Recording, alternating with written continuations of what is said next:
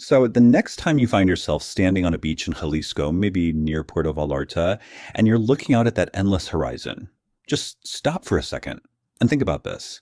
Did you know that the Spanish conquest of Asia was launched from right there, from that very shore? And that its first great alliance was sealed not with a pen and a treaty, but with human blood? For most of human history, the Pacific Ocean wasn't a highway. It was a wall, a silent blue immensity that separated the great civilizations of Asia from the newly encountered Americas. It was a void on the map, a place of almost cosmic scale. To cross it was one thing, but to truly master it, to make it a bridge between worlds, that was something else entirely. And for decades, the ocean just kept winning. You see this brutal pattern emerge. In 1521, Magellan makes it across, but he's killed there. His voyage is a proof of concept, sure, but a fatal one. Then Loaisa's expedition in 1525 vanished, simply swallowed by the sea. A few years later, Saavedra, sent from Mexico by Cortez himself, he reaches the islands, but he can't find a wind to carry him home. He's trapped. Then in 1543, Villalobos finally gives the islands their name, Las Filipinas, but his little settlement starves, cut off and completely alone. The lesson was punishingly clear. Getting there wasn't the problem. The problem was getting back. The Pacific was a one-way street. It was a trap. So how do you solve an impossible problem? Well, the key to unlocking this vast ocean, it wasn't going to come from the palaces and the courtiers in Madrid. It was going to come from the Americas. The grand idea might have been born in Spain, but the plan was engineered, it was funded, and it was ultimately launched from New Spain. The conquest of the Philippines was, from its very heart, a Mexican project. And the man they chose to lead this impossible mission, well, he was not your typical conquistador. He wasn't some young, ruthless soldier hunting for gold, like Cortez. No. Miguel Lopez de Legazpi was 58 years old. He was a bureaucrat, a lawyer, in fact, the chief notary of Mexico City. He was picked not for his daring, but for his caution, not for his skill with a sword, but for his mind. He wasn't sent to conquer in a blaze of glory. He was sent to endure. And everything about this mission screamed Mexico. The ships themselves were built in the sweltering, unhealthy shipyards of Barra de Navidad, a place so difficult to work in that men would fall ill before they could even finish. The whole thing was so expensive that Legazpi himself had to sell off nearly all of his personal property, his Mexican estates, just to help pay for it.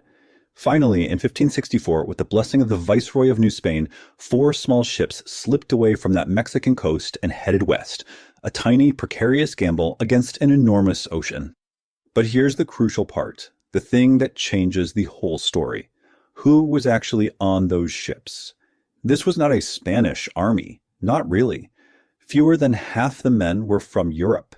The majority, they were from New Spain. Criollos, mestizos, and critically, hundreds of Tlaxcalan warriors. And these weren't just any soldiers. These were hardened veterans of the brutal 50-year Chichimeca War on Mexico's northern frontier. Think about that. The military muscle that would conquer Asia was American. Now, when Legazpi and his forces arrived, they didn't find anything like the Aztec or Inca empires. There was no central throne to topple, no single emperor to capture. The Philippines was a mosaic, a vast collection of thousands of small, independent, and often warring communities called barangays. Each one was its own little world. And this meant the conquest wouldn't be one big decisive war. It would have to be a slow, patient process of negotiation, intimidation, and building alliances, one island, one community at a time. On the island of Bohol, Legazpi did something truly remarkable. To seal an alliance with a local chieftain, a man named Datu Sikatuna, he didn't sign a European-style treaty. No, he performed a sacred, local ritual, the blood covenant. They each made a cut on their arm, and they let the blood drip into a single cup of wine. And then they both drink from it. This wasn't about making a subject. This ritual created kinship. In the eyes of the local people, these two men were now blood brothers. The Spanish Empire was entering Asia not just with the cross and the sword, but by becoming family. And while Legazpi was forging these incredible bonds on land, his chief navigator, a brilliant friar named Andres de Arduneta, was achieving the impossible at sea. He sailed north, farther north than anyone dared, into the cold, unknown currents of the Pacific, until he finally caught the powerful westerly winds that had eluded every sailor before him. He had found it, the Thorn of Yahe, the return voyage. Just like that, the trap was broken, the ocean was unlocked, and a permanent bridge now stretched all the way from Asia to Acapulco. And with that bridge now in place, the world changed forever. I mean it. The connection that Urdaneta and Legazpi created didn't just establish a new colony. It sparked the very first truly globalized economy, an economic superhighway that would run between continents for 250 years. It was this incredible exchange. From the Americas came a river, a torrent of silver, dug from the mountains of Mexico and Potosi. It became the world's first truly global currency, and in return, from Asia came all the things that Europe dreamed of. Shimmering Chinese silks, delicate porcelain, the priceless spices of the East. And right in the middle, the hinge upon which this entire global economy turned, was the city of Manila. But here's the twist in the story, the part people rarely talk about. For all this incredible wealth that flowed through Manila, the Philippine colony itself, it wasn't profitable for Spain. Not at all. In fact, it was a massive drain on the treasury. The only reason the colony survived was because of a huge annual payment, a subsidy called the situado, that was sent every year from the treasury in Mexico City. We're talking about 250,000 silver pesos, on average, just to keep the lights on. For 2.5 centuries, the Philippines was tied to Mexico by a financial umbilical cord.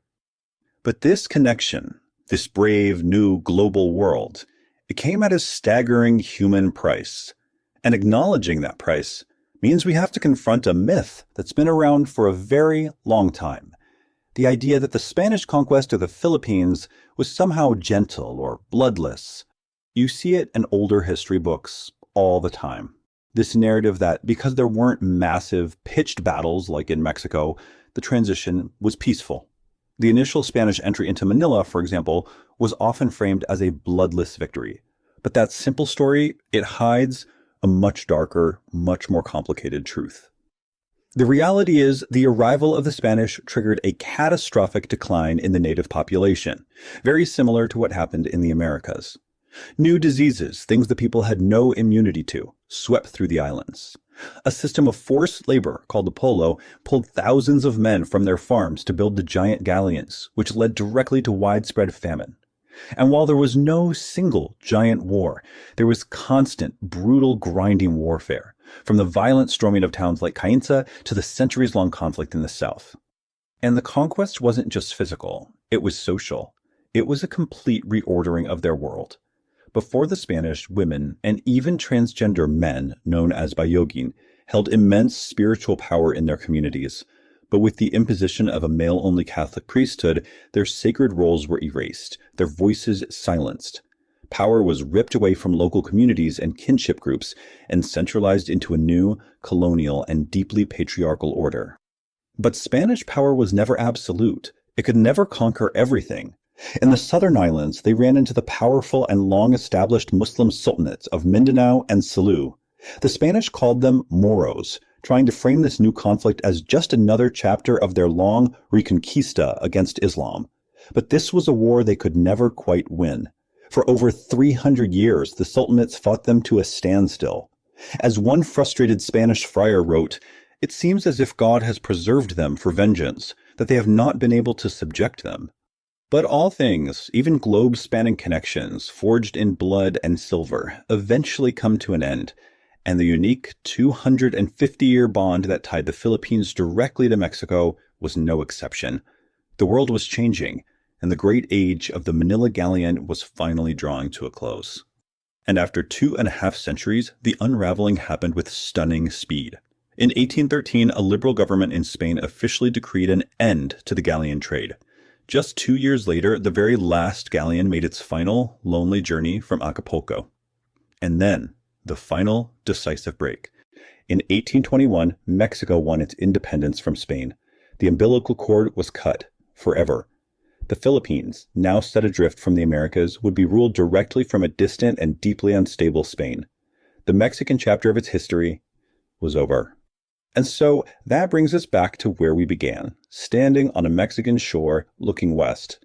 The next time you watch that sunset over the water, what are you going to see? Just an ocean? Or will you see the ghosts of the galleons on the horizon, a bridge to a forgotten history that connects this land to another halfway across the world, a history that for 2.5 centuries made the Pacific not a barrier, but a Mexican lake? Basta. This is Mexico. If something here opened a door, stay and subscribe. Basta is the second look. Mexico without the filter, without the shortcuts. New episodes every third day. See our suggested video in the box.